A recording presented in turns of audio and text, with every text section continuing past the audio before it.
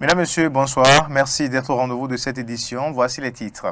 La mairie d'Abomey-Calavi vole au secours des enfants démunis de Mississento et d'Agassa-Godomey avec des kits scolaires. La cérémonie de distribution s'est déroulée ce matin.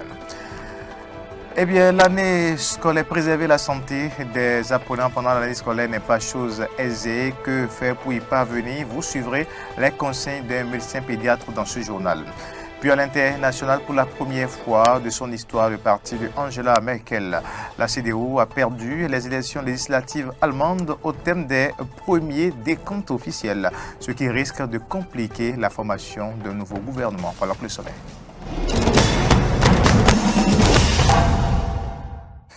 Mesdames, Messieurs, merci de nous rejoindre pour cette édition. La mairie d'Abomey-Calavi a gratifié ce matin les enfants démunis de Mississento et Agassa-Godomey de kits scolaires. Le geste s'inscrit dans le cadre de l'opération de distribution des kits scolaires dans la commune démarrée la semaine dernière. Suivons le compte rendu de Clémence Onoukoin.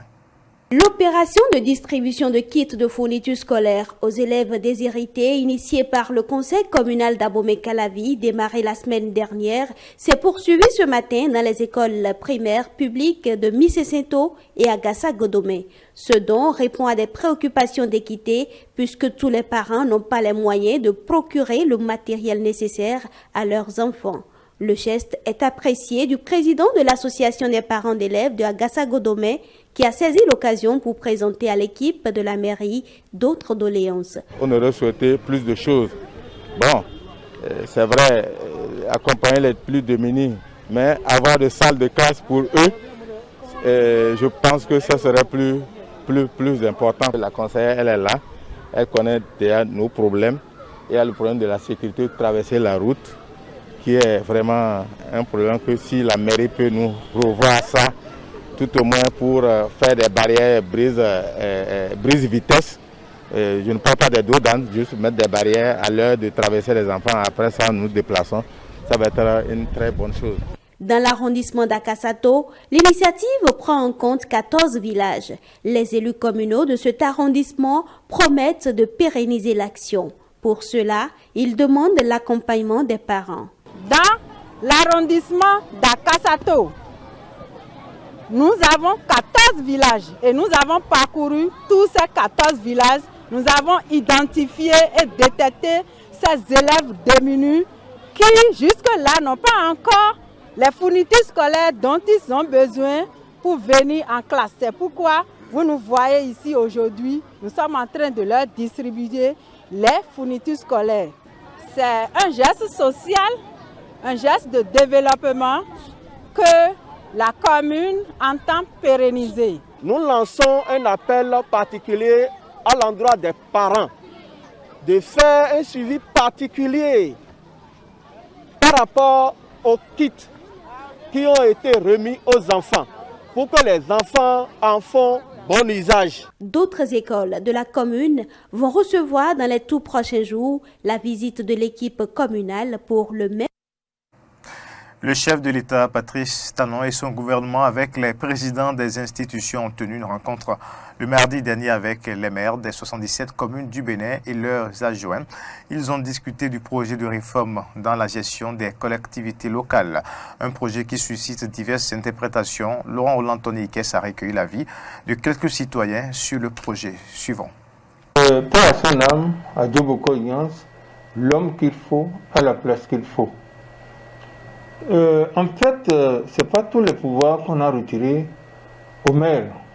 Donc, cette réforme qui veut que nos mairies aient un secrétaire exécutif qui se chargera de l'exécution du budget, c'est une très bonne affaire, c'est une très bonne chose et ça va booster le développement à la base. C'est une décision vraiment salutaire que le chef de l'État a eu à prendre.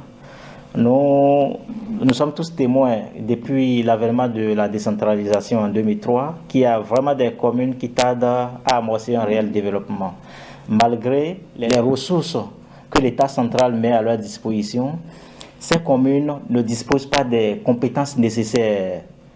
D'une part, pour gérer ces fonds FADEC que l'État met à leur disposition et d'autre part, il y a les maires des personnalités politiques qui n'ont pas le temps nécessaire ou bien parfois la compétence nécessaire pour gérer ces ressources que l'État met à leur disposition. Je pense que c'est une bonne idée, c'est vraiment pensé. Le chef de l'État est vraiment encouragé par rapport à cette réforme-là. Nous devons tous l'accompagner pour la bonne marche de cette réforme-là. Je m'attendais à cela parce que le chef de l'État, dans ses réformes, annonçait sa réforme qu'il allait venir sur la gestion des communes. Parce qu'il y a beaucoup de choses qui ne vont pas dans nos communes. Ça, il faut avoir la tête haute de le dire. Et l'arrivée de ce secrétaire exécutif va changer beaucoup de choses sur beaucoup de volets. Je crois que c'est une bonne décision du gouvernement, une bonne de toute l'équipe que nous avons à la tête de ce pays pour que vraiment les choses changent. Les mairies, dans les mairies, ça ne va pas, mais cette fois-ci, avec l'appui du chef de l'État, puis l'appui du secrétaire exécutif, cette réforme va nous permettre de mieux gérer les choses. Cette réforme nous permet désormais de voir nos communes se développer, puisque depuis toujours, nous avions constaté un système politisé dans nos communes où le maire se voit le tout-puissant. Il n'y a pas d'initiative de développement, surtout que nous, dans les réformes, nous avions la partie qui retire au maire d'être l'ordonnateur du budget. Nous félicitons le gouvernement. Ça peut le motiver désormais à travailler et à savoir que ce n'est pas l'argent, ce n'est pas la politique, que son système. Les apprenants ont repris le chemin de classe il y a une semaine, mais pour une bonne réussite de l'année scolaire, plusieurs facteurs doivent être pris en compte. Au nombre de ceux-ci se trouve la santé de l'apprenant. Les parents ont un grand rôle à jouer dans ce sens, selon le médecin pédiatre Marcos Dousso. Suivez-le au micro de Emetius Defodji. Il y a des aspects qu'il ne faut pas négliger en tant que parent. Le premier aspect, c'est le sommeil. Parce que lorsqu'un enfant ne dort pas bien, il sera difficile de faire les apprentissages. Puisque pour apprendre, il faut avoir de la mémoire, il faut avoir l'éveil, ce que nous appelons les fonctions supérieures. Or, le sommeil permet vraiment d'avoir la pleine aptitude par rapport à ces fonctions supérieures. Donc, il faut veiller à ce que les enfants se couchent tôt et les réveiller au moment qu'il faut également. Et donc, il faut tout au moins 8 heures de sommeil. C'est très important de faire la sieste.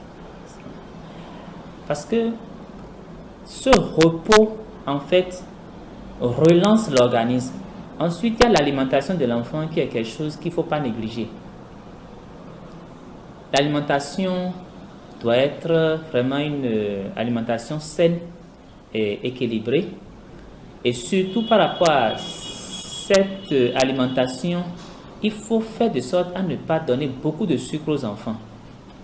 Parce que le sucre et le gras, contrairement à ce qu'on pense, fatiguent l'enfant. Il en faut, mais dans des proportions raisonnables. Il faut plutôt donner assez de fruits et légumes.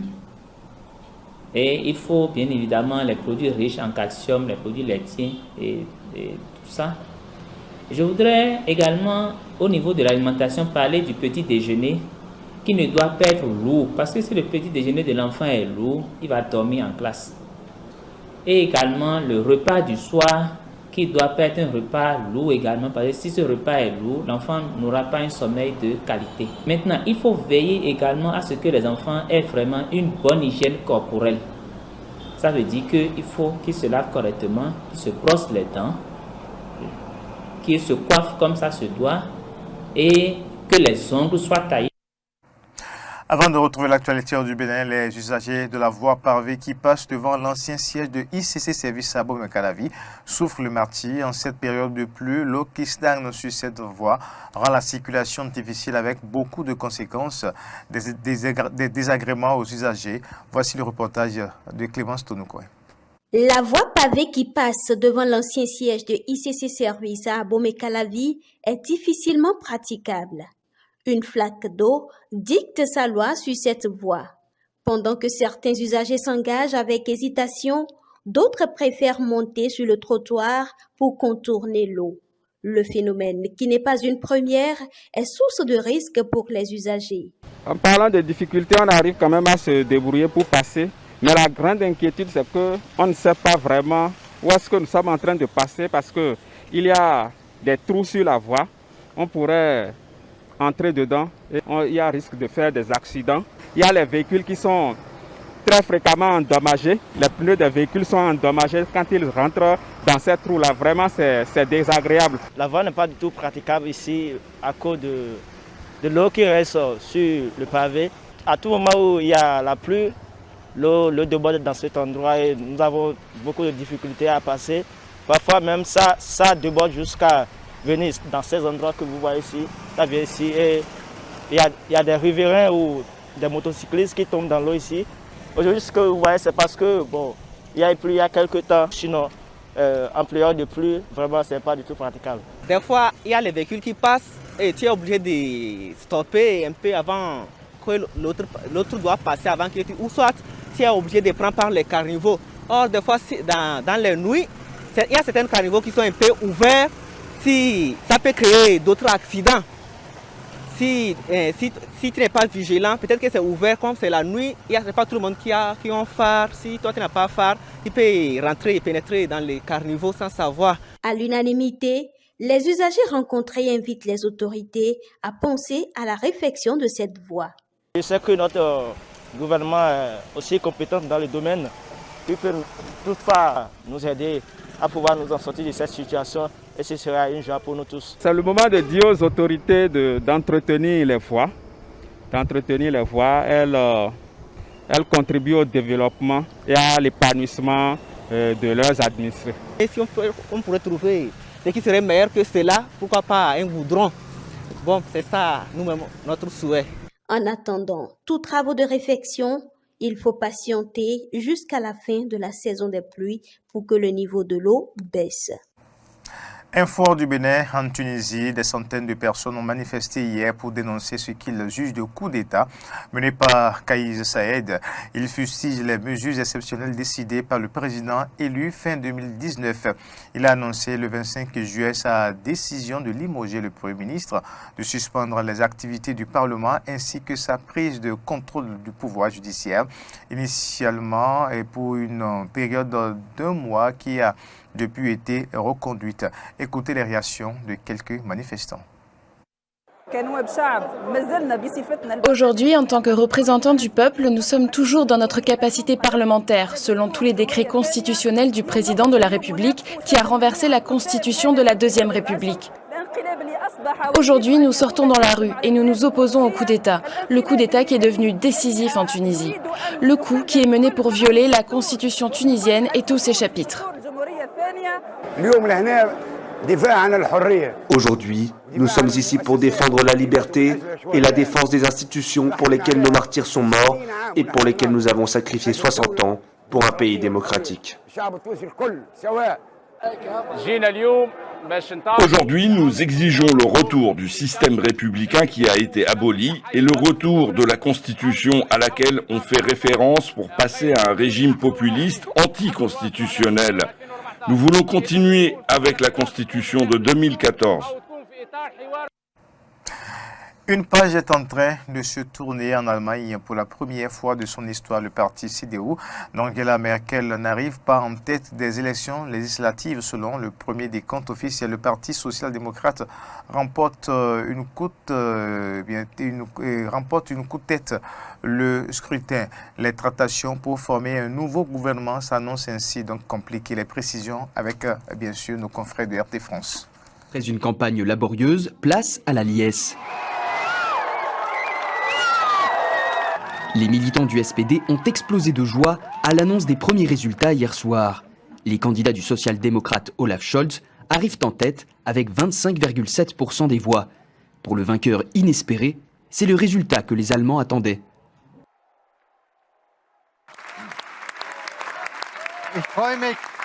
Je me réjouis de voir tant de gens ici.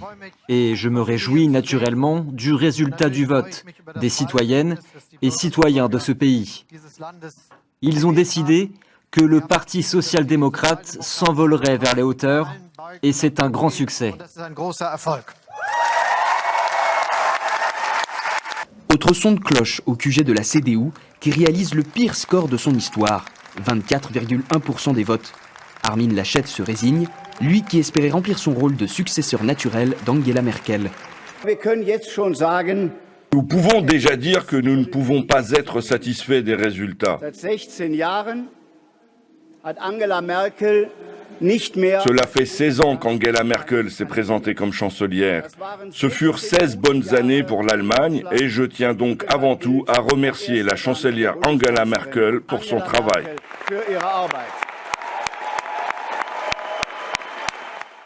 Chez les Verts, le revirement électoral tant attendu n'est pas arrivé. Avec 14,8% des voix, le troisième parti fort des législatives paie le prix des faux pas d'Annalena Baerbock. Nous voulions davantage, mais nous n'y sommes pas parvenus, en partie aussi à cause de nos propres erreurs au début de la campagne, mes propres erreurs. Mais ce soir, nous sommes aussi ici pour dire, cette fois-ci, ça n'a pas marché, mais nous avons une mission pour l'avenir. Prochaine étape, la formation d'une coalition entre au moins 2 à 3 partis politiques, menée par celui arrivé en tête aux législatives. Traditionnellement, en Allemagne, les membres d'une alliance gouvernementale s'accordent sur la nomination du chancelier, les réformes et la composition du gouvernement. Un moment critique outre-Rhin, puisque les négociations peuvent prendre du temps. Les dernières avaient duré plus de 6 mois après les élections de 2017. Rendons-nous maintenant en Espagne. L'aéroport de l'île de La Palma a rouvert hier dimanche, mais les vols sont encore annulés en raison de la colonne de fumée crachée par un volcan. Le volcan est entré en éruption il y a déjà une semaine.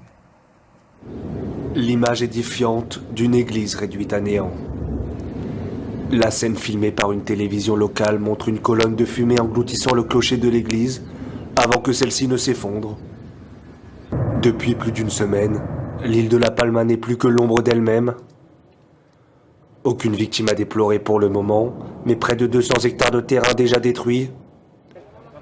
Des équipes de secours sont mobilisées sur place pour aider la population. Nous avons plusieurs missions en cours.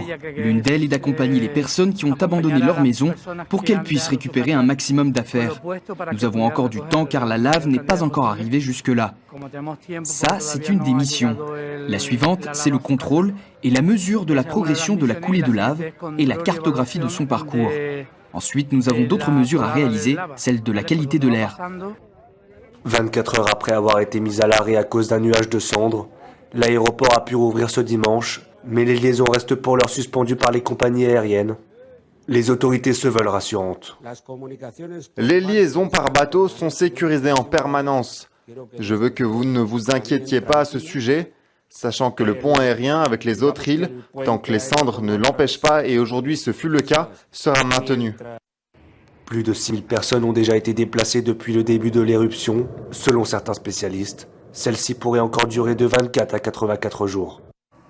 Et puis au Kosovo, la situation devient tendue à la frontière avec la Serbie. Belgrade a relevé le niveau d'alerte de son arrivée et accusé son voisin de provocation. La semaine dernière, le Kosovo a déployé des forces spéciales près de ses frontières. Les États-Unis et l'Europe s'inquiètent de la situation et appellent au dialogue. Reportage. Des soldats serbes à pied d'œuvre près de la frontière serbo-kosovare, preuve des relations de plus en plus tendues entre Belgrade et la province du Kosovo. Ce dimanche, le président serbe a ordonné le relèvement de l'état de préparation au combat d'une partie de ses forces armées. Dans le même temps, plusieurs avions de chasse serbes ont également survolé la région. Les tensions provoquées par les unités spéciales de Pristina pour le 7e jour consécutif, dans le but de semer la peur parmi le peuple serbe dans le nord du Kosovo Metohija, doivent cesser. Il n'est pas facile de parler à ceux qui ne respectent aucun accord international et déstabilisent.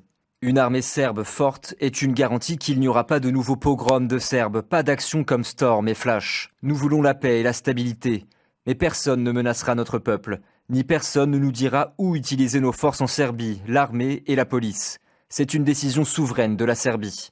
Cette décision de Belgrade intervient à peine une semaine après le choix des autorités locales d'interdire les plaques d'immatriculation serbe dans la province. Une mesure de réciprocité selon elle. Ces tensions ont poussé l'Union européenne à appeler les deux parties à la retenue. Malgré cela, l'exécutif du Kosovo rejette toute responsabilité dans la crise actuelle. Nous avons répondu positivement à l'invitation de Bruxelles à des pourparlers. Nous nous sommes montrés prêts au dialogue. Le président serbe a refusé et au lieu du dialogue, il a choisi d'encourager les groupes criminels dans le nord du Kosovo. Depuis l'imposition du changement de plaque d'immatriculation par les autorités locales du Kosovo, des dizaines de Serbes de la région bloquent les routes menant à la province. Face à cette escalade de tensions, Belgrade peut compter sur l'appui de Moscou. Les deux pays ne reconnaissent pas l'indépendance autoproclamée du Kosovo en 2008. La responsabilité de la nouvelle situation très dangereuse pour l'ensemble de la région incombe aux institutions temporaires de Pristina. C'est tout à fait clair. Accumulation de forces, violation de tous les accords existants, non-respect des accords signés antérieurement, provocation, menaces sur le terrain envers les Serbes vivant au Kosovo-Metohija. Si le dialogue n'est pas rompu entre les deux parties, la situation actuelle préoccupe les différents pays voisins. L'Albanie a demandé à Belgrade de retirer ses troupes déployées près de la province concernée. La présidente kosovare a quant à elle abrégé sa visite à New York pour regagner le Kosovo. Et c'est tout pour le point de l'actualité. L'information se poursuit sur nos différentes plateformes digitales, Facebook, Twitter, YouTube et sur notre site internet www.benin-identv.tv. Merci à tous. Bonne soirée chez vous. Au revoir.